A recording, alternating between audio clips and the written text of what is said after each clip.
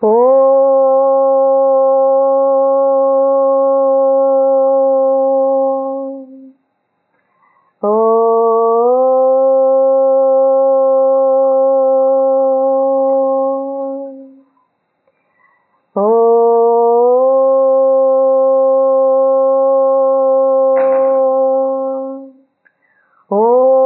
Sahana Bhavatu Sahana Bhunatu Sah Viryam Karavavahai Tejasvinavadhitamastu Ma Vidvishavahai. Om Shanti Shanti Shanti. Samasta Jana Kalyane Niratam Karunamayam Namami Chinmayam Devam Sadgurum Brahma Vidvaram. Mukam Karoti Vachalam Pangum Langhayate Girim Yat Krupatamaham Vande Paramanandamadhavam. Shruti Smriti Purananam Alayam Karunalayam Namami Bhagavat Pada Shankaram Lokashankaram. Om Shri Tapona Sadgurave Namaha. Hari Om. The scriptures describe a Jivan Mukta as a liberated soul, the one who is not just seeing the self, but seeing everything as that one divinity alone.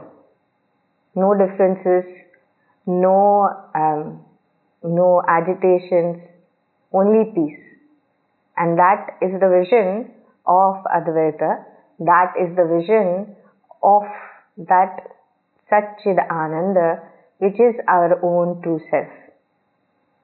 And who but one of the greatest masters that we have seen in our ages than Tapovanji Maharaj to be that embodiment of such a wise master. When we see the life of Tapovanji Maharaj, he was not an ordinary soul. He was a seer who moved through the valleys of the Himalayas in continuous God awareness, reveling silently in the presence that shines through all creation. This Tapovanji Maharaj, when he took life, he was born in a humble home in Palakkad in 1889, and his home was one which was spiritually endowed as such. His mother, Kunchamma, belonged to an ancient Nair family, and his father, Achyutan Nair, came from Kotuvayur.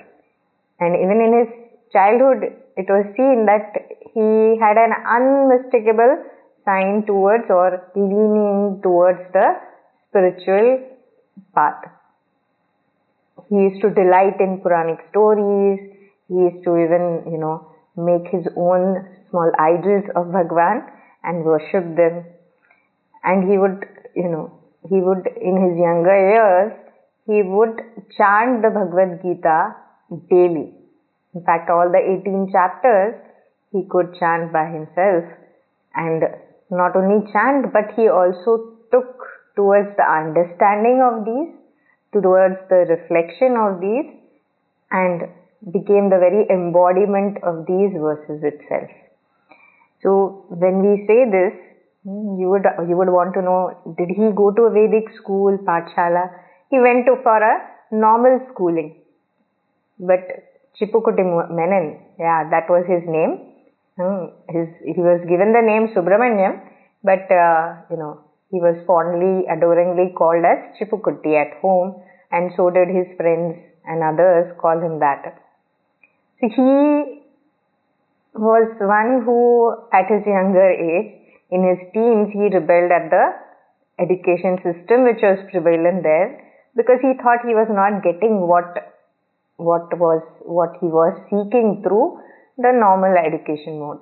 And therefore he told his father that he was going to quit the school and take to homeschooling. Initially, of course, his father did not really understand why his son, who was getting this opportunity to study, was actually rebelling against it. But knowing how he was very intent on his studies, he allowed him to do that. And what a benefit there was in that. For not only did he learn from various teachers, but he himself ingrained in him the love for language, literature, and spiritual studies at that.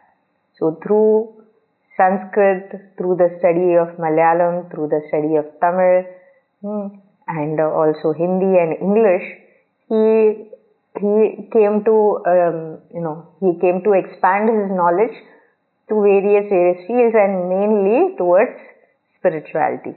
Now, though his leaning was more towards living the life of a mendicant, but yet life threw at him the circumstances such that he had a younger brother, and then he had to take to supporting his family at that time when his father passed away.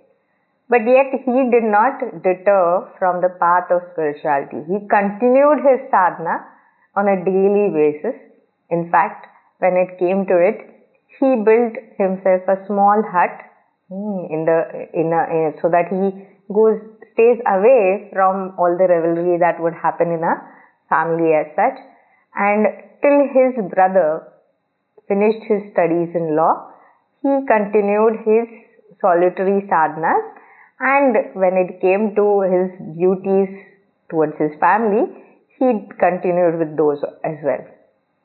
Now, as he progressed, there was the urge for him to ever express himself through language very beautifully, and this came through various articles that he wrote in one of the magazines in Palakkad, which is called the Gokulam.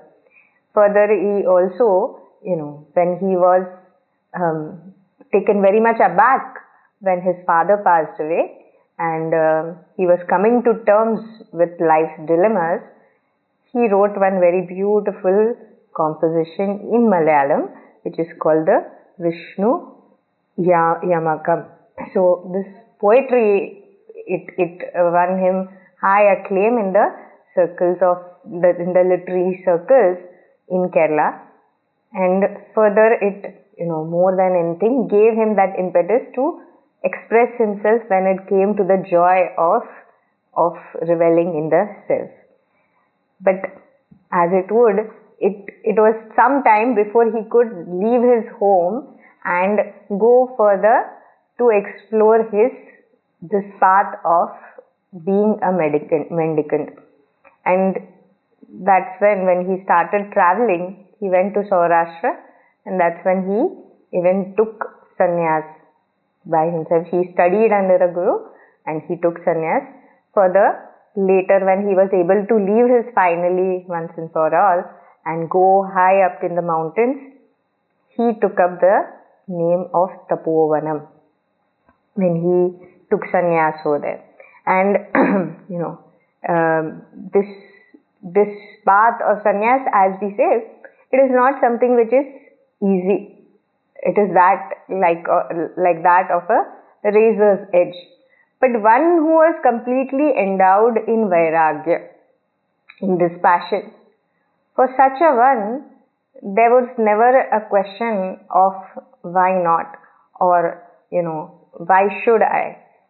Rather, it was, of course, this alone is the path, and here is where I will keep moving on.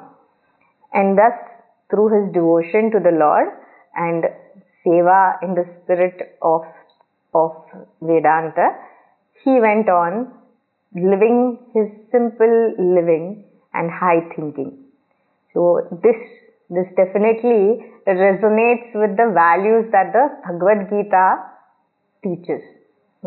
So, as Pujya Gurudev, Swami Chinmayananji would say that, if you want to understand the Gita, look at the life of Swami Tapovanji Maharaj. So, if we look at this Guru Parampara, we are indeed blessed. We had Ved Vyasji, who gave us the Bhagavad Gita, who composed these 700 verses and very poetically, beautifully gave us this dialogue between the Lord and Arjuna in the war field itself. And it was so many centuries ago that this happened at Kurukshetra, and we are here now in this day and age where Gen Z is on, right? We are reveling in this Gita, in this way of the Gita, in the song of the Lord, because of this Guru Parampara, who has handed it down, who has handed down these verses to us in beautiful ways. Not only was the verses given, there was the commentary which Bhashakar Adi Shankaracharya ji gave. And then when it came to our age here now, we had the Mahatma Swami Chinmayananji, who gave us the commentary in English in such a way that we could relate to it. We can relate to it, right? But who was the inspiration for Swami Chinmayananji? It was the same Swami Tapovanji Maharaj who not only, lived the Gita way of life, but asserted throughout his life, that this Gita could be lived, it could be the very means to achieve that purpose of our life itself. So here, on this day, when we are celebrating Tapovan Jayanti and so too the Gita Jayanti, we thought, why not have this monthly sadhana day to reflect on not just the life of Tapovanji Maharaj, but also how the Jivan Mukta that he was lived this Gita way of life and inspired many more to take to this life of the Bhagavad Gita. So it was, even though people say that Gurudev didn't study, it was not that, Tapovanji Maharaj taught Gurudev the Bhagavad Gita when he was studying under him at Uttarkashi. But, if you go to see the way Tapovanji Maharaj lived his life, it was a very reflection of the thoughts presented in the Bhagavad Gita. So now further, if we have to look into this, Gurudev said that all I am, Gurudev as in Swami Chinmayananji, he said that all I am and all I have done is only because of my teacher, Swami Tapovan Maharaj. Such was the impact of this Himalayan sage, who is known as the Himavat Vibhuti. Now, who gave him this title of Himavat Vibhuti? Is it, general public like any of us? No. It was those Mahatmas, those wise people, such as Uriya Baba, such as Shivanandji Maharaj, the great wise men of those times. They saw the grandeur of this simple person, this simple sage, this Mahatma, who traversed the path, the lanes of the Himalayas and reached that highest every step of the way. And he brought Vibhuti, he brought glory to the Himalayas themselves. And therefore he got this beautiful Padvi of Himavat Vibhuti. Now, if we look at the life of Tapovanji Maharaj, it is really the ideal which is presented as the Sthita Prajna Lakshanas, which are given in the chapter 2 of the Bhagavad Gita. So, just going through one or two of these. so that we bring in the context to it. So he says, in the Bhagavad Gita, there is the verse which says, Dukkheshva anuvigna manaha. Dukkheshu anuvigna manaha. Sukheshu vigata spruhaha. Unshaken by sorrow, free from craving in joy. So that, then further he says, vigata bhihi. Now what are these that we are counting? What are these that are being enumerated in the Bhagavad Gita?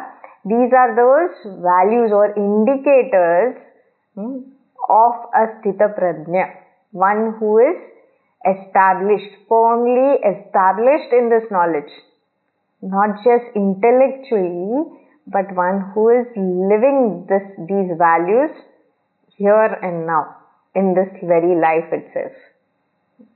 So that Sthita Prajna, if we look into the life of Taponji Maharaj, definitely these are the values which were observed in him, which we can observe in him. So it says, Dukkheshva anuvidna manaha, Sukheshu vigata spruhaha. So one who is unshaken by sorrow and who is free from any kind of craving and joy or elation in happiness, such a person. Further, one who is vigata bhihi, one is free from any kind of fear. Vigata bhihi, one who doesn't fear anything in life. Yah sarvatra sarvatran abhisneha, unaffected by any kind of attachment. And if we look at the life of Taponji Maharaj, now how do I know about Taponji Maharaj? Where can I know something about him, or where can I read something about him? Who has spoken of him? See, if we look at, there is this beautiful book which is his biography, which is called the Ishvara Darshana. This is one book I would definitely say any seeker can definitely look into it. Not just look into it, but rather if you look at each of those episodes which I mentioned there, they are speaking of deep Vedanta which was lived by the saint itself.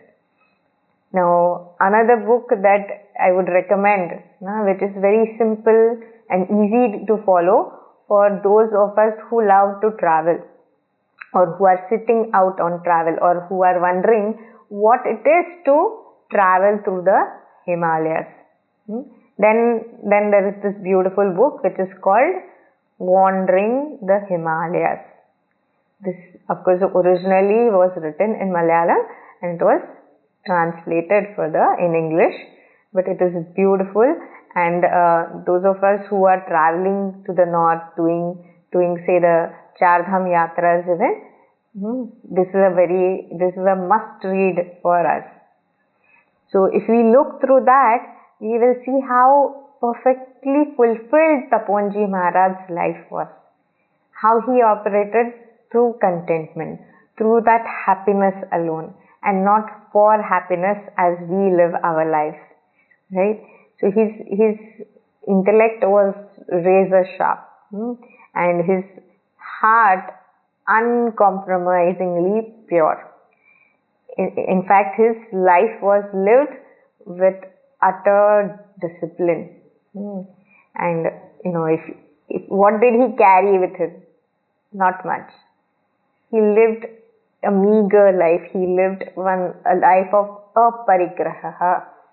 As the Bhagavad Gita again says, one who has to live the life, who has to live a spiritual life, what must we do? We should live a minimalistic life. And therefore only you would see that, he would not carry more than one blanket, and that too, where he was staying in one place, there is where he would have that blanket. One staff, right? One stick to walk through the mountains. And then he was following one clear routine only. Not that every day my routine is going to change as per my moods. No, one clear set routine. And one Lord alone governing every thought, every action. So simple living and high thinking, this we would definitely observe in him. And when we see this is a clear reflection of how rooted he was in the Gita way of living. Self-discipline, self-enquiry and God remembrance was reflecting in every breath of his life. So you see, look, Gurudev, Swami Chinmayanji writes, a Brahmatman is one whose Atma has become one with Brahman. One who has found his identity with the self everywhere. Taponji's life was a continuous demonstration of this. During the winter months, now he spent most of his life in the Himalayas, as we say, and he lived most of it on the banks of the Ganga at Uttarkashi. And when it was the winter months, then he would descend to the plains which is at Rishikesh. But most of the time he would spend time at Gangotri, Uttarkashi in that way. But only when it would get too cold in the winters, then he would descend from Uttarkashi and go down to the Rishikesh. And when in such journeys, when Gurudev was with him, he has written his observations how sometimes on their journey, on their travels, suddenly Taponji Maharaj would just stop and become still and have a beautiful smile on his face. He would become completely still, and it was not because he was tired, or it was not because he wanted to catch his breath. No, it was just simply a moment of wonderment, in awe of nature, of the expression of that Brahman, that which is the self alone. So be it the roar of the Ganga, be it the glow of the snow peaks, be it the fluttering of a bird across the path. Every sight invoked in him a spontaneous reverence towards that Creator, towards that Self who is the Lord of all. He would whisper, sometimes he will just, when he's going and suddenly he would be caught in this kind of an awe, he would tell Gurudev, he would say, Chinmaya, look at the clouds. How can anyone miss the grace and beauty of the Lord? His form is everywhere. Meanwhile, in those days when Gurudev was just a new initiate, he would not be able to understand what exactly did Taponji Maharaj see in that flock of clouds, or that still waters of the Gangas, or the gurgling of the Ganga even. So only later, when he was able to still his own thoughts, then he was able to know that what it was that Taponji Maharaj was seeing, recognizing in and through life itself. He wasn't seeing the clouds, but he was seeing the Creator in his creation. So this is Jnana, Bhakti and Yoga captured in one moment. And this is what the Bhagavad Gita actually means, where Ishwarat Sarva Bhutanam Rudyesha Arjuna Tishtati. The Lord dwells in the heart of all beings. This is told, and this is what is the essence of those chapters 7 to 12 of the Bhagavad Gita. Recognizing that Creator in His creation, and seeing Him in and through every being around me. Okay. So during one of his pilgrimages, and here also comes this beauty of of how simple and how grounded Taponji Maharaj was in his interactions with not just nature but also people around him. In one of his travels, when he was walking alone through harsh, and barren grounds of the Himalayas, it was a very harsh day also. The sun was beating down, and somewhere he felt that he couldn't walk any further. But then he was in the middle of nowhere as though. So in helpless surrender, he just sat down there and prayed to the Lord, and he asked, "O Lord, my benefactor, how will you now take me forward? It's all up to you." And just then, from out of nowhere, came a dacoit. And this dacoit, of course, he was out in the forest looking for someone from whom he can get something as in some money, some jewelry, some possession. And then he saw this helpless monk lying there on the path, and he said, give me whatever you have. And then the monk said that, "I don't have anything. What can I give you? I don't have even a morsel on me." And then that dacoit goes on, and he looks at this person, and as though in a wonder itself, he looked at him and he said that, "What kind of a sadhu are you? You don't even have any food with you. You're not carrying anything with you." And then the next thing that he did totally threw Taponji Maharaj by surprise, because he looked in his own bundle of things and came up with one pot of some food which he was carrying, and he shared it with Taponji Maharaj. He says, "Come, eat something." And this was the unexpected charity which came from a dacoit towards a saint. Taponji Maharaj was looking at him very gratefully, and he told Bhagwan that you are the one who has come in the form of a dacoit to feed me. You are the one who will never forsake his child. So he says, Bhagwan, in great gratitude, he told Bhagwan, "Thank you, Bhagwan, for always taking care of me."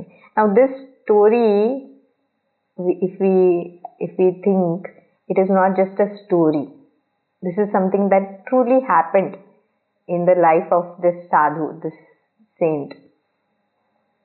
And this is why we should, as we are seeking, as we are on this path of sadhana, we should take time to go through the life's anecdotes, various stories in the life that occurred in the life of the Mahatmas, because their life itself is one vision to guide us, right? So, there out of nowhere, when that dacoit came, that hardened dacoit itself had to transform when he looked at this pure divinity right in front of him. And of course, Taponji Maharaj is living proof that when faith is firm, when Shraddha is fully in place, then grace will find its way from unexpected quarters. So Taponji Maharaj didn't just teach Vedanta, he lived it in each breath. His life was an embodiment of the Bhagavad Gita.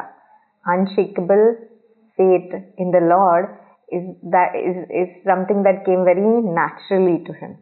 And here is that verse which Bhagavad Gita says, "Ananyas chintayanto mam ye jana paryupasate tesham nityabhiyuktanam yogakshemam vahamyaham."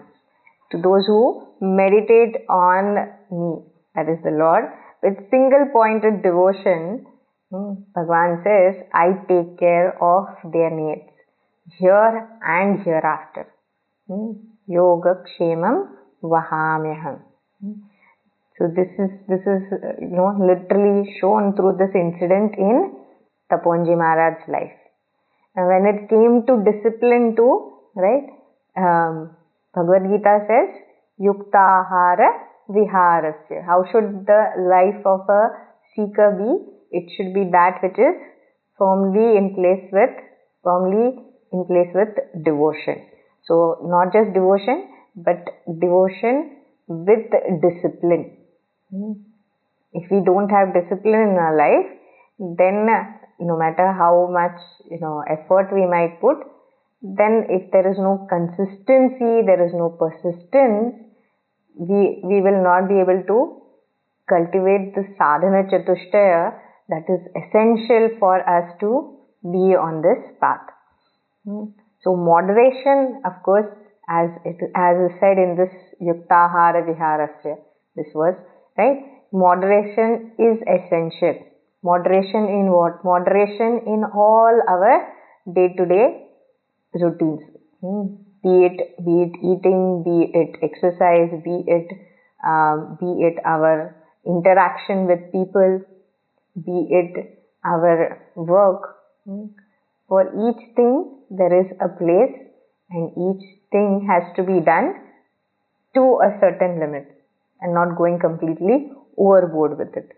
Right? So that only is said as yuktahara viharasya. And if we see in the life of Taponji Maharaj, this was very evident. Even when he was very young and he had to support his family, he made sure that he did his sadhana, and when it came to work, he was fully in that work, at that thing, at that time. And there was, of course, this led to that precision and perfection which was evident through the life of self-control that he led. And further, the vairagya, as the vairagya found its abode in Taponji Maharaj itself. So he accepted nothing which was unnecessary. There were very many devotees who would have given so much for him, who would have built an ashram for him. But he restricted himself to stay in a small hut on the banks of the Ganga, where there was no requirement for a bed. He didn't even seek it. When he didn't need a roof on his head, he didn't seek it. Whatever was given to him, a plain roti, that was sufficient for him. He kept nothing extra, nothing which was unessential found its way in his life. He expected nothing from anyone, and he lived entirely by the Gita's spirit of karmanye vadikaraste. Do your duty and drop your anxiety. And this, of course, will come about when this karma yoga will come about only when we are able to bring devotion in each and every act of our life. And that is again, of course, evident in how Taponji Maharaj, in be it times of happiness, be it any difficult turn in his life, every step of the way he was ever remembering the Lord itself.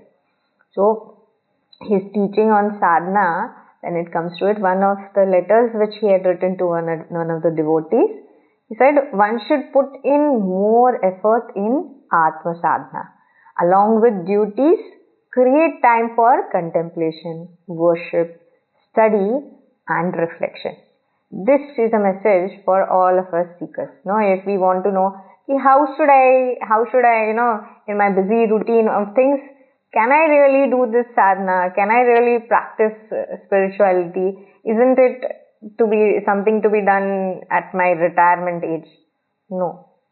Sadhana is to be done every day, each day. For the one who seeks that truth, there is no delaying. There is no procrastination. We have to, in our daily routine, just as we make place for everything, sadhana too has its place. So even if our day is full with job, family, responsibilities, then too we must carve out a little corner of time for ourselves, for discovering that self, or rather for abiding in that self which is ever mine, right? So further in that letter, Taponji says, perform your duties without worrying about gain or loss, with equanimity, as worship of the Lord Himself. So this is what again the Bhagavad Gita also says, where He says that whatever it is that I am doing in a day's time, what should I do? I should offer it to Bhagwan, and in that frame of mind itself, do each and every duty that comes to me. Not that I have a special duty meant only for Bhagwan. So only in the puja room I remember Bhagwan, and rest of the time I go about, being the person of the world. No. At all times be the person of the Lord alone. Be in surrender of the Lord alone.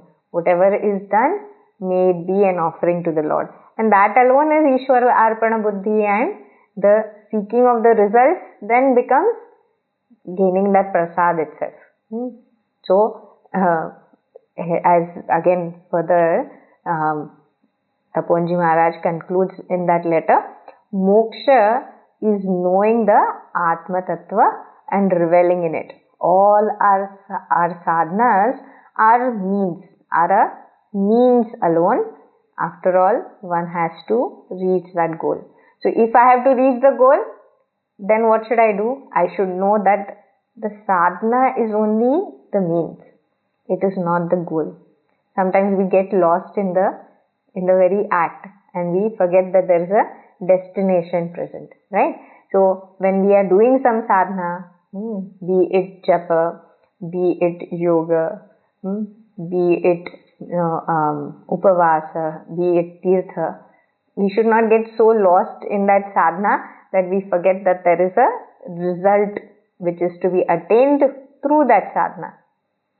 Whatever we do, we have to keep that moksha as the goal, that Atma Tattva, abidance in it as the goal, and the rest will work out itself, right? So therefore when we are reading the Gita, maybe not get lost in the words of the Gita, but understand the essence and move on with it by implementing it in our day-to-day lives, right? So it is not about memorizing the Gita, but living the Gita, which is most essential. And then further, when we are talking of that Bhagavad Smarana, Taponji Maharaj says, the first step in spiritual life is having that conviction that God alone is true. He is that Satchit Ananda, that infinite bliss. So unless we are moving with this conviction, then we are not going to, unless we don't take to this conviction, we cannot move further on this path. As we said, this is what is the essence of those chapters 7 to 12 of the Bhagavad Gita. Bhagavan says, Taponji Maharaj says that divine happiness arising from the remembrance of the Lord is untouched by any kind of sorrow. It purifies the individual and the world. So when we are operating with the Lord as the center, when we have a God-centered life, then everything becomes simple. Then the worries of the world will not cause any kind of anxiety. It will be a smooth sailing for whom? For the one who is anchored in the Lord, the one who is centered in Bhagwan. And therefore only, the one who believes in Bhagwan, believes nahi, has Shraddha in Bhagwan. Because belief is what? Belief is slightly different from Shraddha. Why? Belief is that which can be shaken. Today my belief is in the world. Tomorrow my belief might be in one person.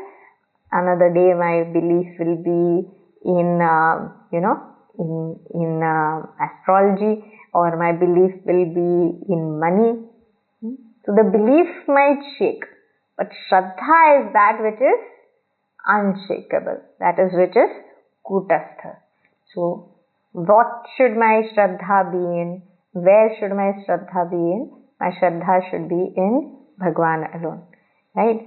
So when we thus take to our duties in life, offering them as service to the Lord, then that service, then that service rooted in remembrance of the Lord alone becomes the highest service. And this is what the Bhagavad Gita says alone, where Bhagwan in the Bhagavad Gita says, Manmana bhava, let your mind abide in me. So the simple teachings of the Bhagavad Gita, we can see how they were lived by the saint Taponji Maharaj. Right? So how should I implement this in life? So let's take some 5 sadhanas which we can do. So one is daily Gita touch point. Daily, should I chant entire 700 verses, 18 chapters? Not necessary. One verse of the Bhagavad Gita, just one verse of the Bhagavad Gita, not only read it, chant it, remember it, understand its meaning. Ask yourself, when we say understand it, ask yourself, how do I implement this in my life? So reflect on it. Right? Read, reflect. So chant, read, reflect, and abide in that verse. Then second is do some nature meditation, just as Taponji Maharaj did. Right? Next time you see the sunrise, or next time you see a tree, a river, a bird, an animal, the sky even. Remember how Taponji Maharaj reveled in the glories of the Lord. Let the nature guide you inward. And third one is be equanimous in your duties. What is this equanimity? So when things get stressful, what should one do? Karmanye vadikaraste. Right? Whatever is in my hand, whatever actions I do, only the action is in my hand. Only the karma is what I have control over. I definitely do not have any control over the results that will come. I might have done my best, but sometimes, life treats you otherwise. The result that you expected might not come to you. But know this for sure, that the result which you deserve in that point of time, at that point of time, is what is coming to you. For accepting this, what is essential? My Shraddha in Bhagwan is essential. My Shraddha in that Karma Phala Data is essential. And thus, when this is my understanding, then when I am focused in that action alone and not worried or anxious about the results, then I will be free of the burden of Karta Bhokta. That is the doer and enjoyership, which comes as a burden, as the stress that we gain into. So, what should one do? Be equanimous in your duties. And fourth is reduce that which is unnecessarily clamoring. Clamoring what? The space around you, or the clutter of things, the clutter of duties, the clutter of thoughts even. How much is essential? Entertain only that much. How do I do that? Cut off all those unessential engagements that you are in. Unessential when we say simple things. We say that once a week I do upvas. Very good. If I am buying something new, then I will make sure that something I have been hoarding with me, I give it off to someone else. Right?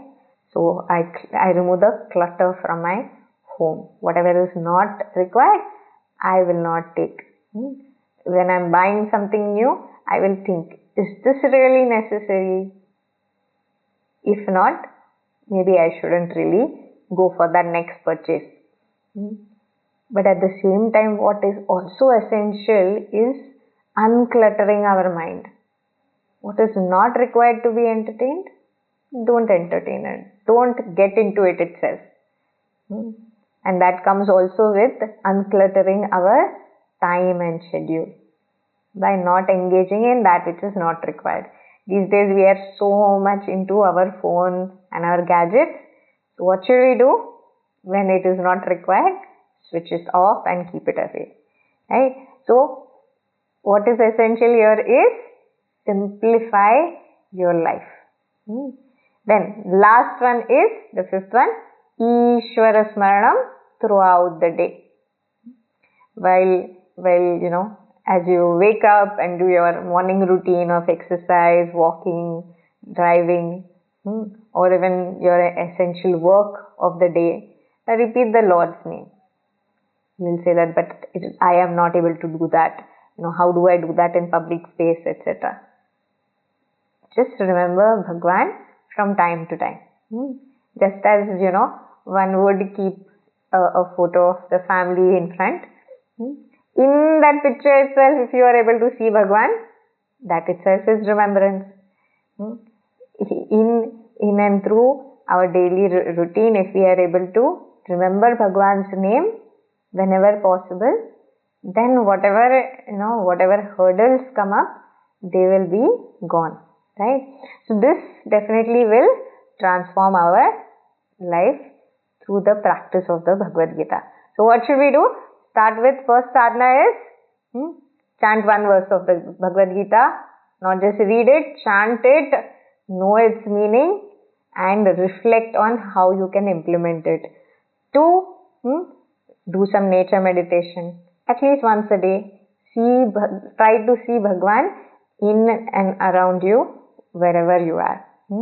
3 is equanimity in duties. Karmanyeva adhikaraste. Then 4th is unclutter. Reduce that which is unessential. 5th is Ishvara Smaranam. Remember the Lord's name. So with this we will close this session of ours of monthly sadhana. We have to remember how Swami Tapoji's life itself is an embodiment of these virtues of the Bhagavad Gita. How he was able to not just talk or do pravachan of the Bhagavad Gita, but he was actually the living example of how he lived the Gita way of life, and through that acharana itself was able to teach many of how to implement the Bhagavad Gita. Through his simplicity, discipline and unwavering devotion, he showed that spirituality is not about running away from the world, but it is about discovering that self within, right here and now. Right where we are, we can abide in that self. So if you get the chance, do go through his writings. There is a simple book which is called Guidance from the Guru. I would definitely recommend that you start with that one even, where he has written letters to this Grihastha couple and guided them onto the way of spirituality. So be it meditation on nature, be it silence, Tapoji Maharaj was that inspiring Guru. He is our Parama Guru, and we should be ever in gratitude that we come under this beautiful Guru Parampara. May we in our acharana bring in these values, bring in these beautiful ways to reach that divine just through simple living and high thinking, just as that was done by Tapoji Maharaj. And his teachings will remind us of what? living a life of sincerity, developing dispassion, being mindful, recognizing that divinity is everywhere, and living Vedanta, not just studying it. Right? So may his life, which was a life of renunciation and devotion, may we walk towards that. Om Shri Tapovana Sadgurave Namaha. Om Purnamadah Purnamidam Purnat Purnamudachyate Purnasya Purnamadaya Purnameva Vashishyate. Om Shanti Shanti Shanti. Harihi Om Shri Gurubhyo Namaha. Harihi Om. Loka samasta sukhino bhavantu. Loka samasta sukhino bhavantu. Loka samasta sukhino bhavantu. So, may we go towards that Gita way of life. Taponji Maharaj lived the Gita. Gurudev spread the Gita word, brought it to our living room. And what is our turn? Our turn is to practice this Gita. Not just study it, but also to go towards making it our life itself. So may we walk towards this sacred path with humility and joy. Hari Om.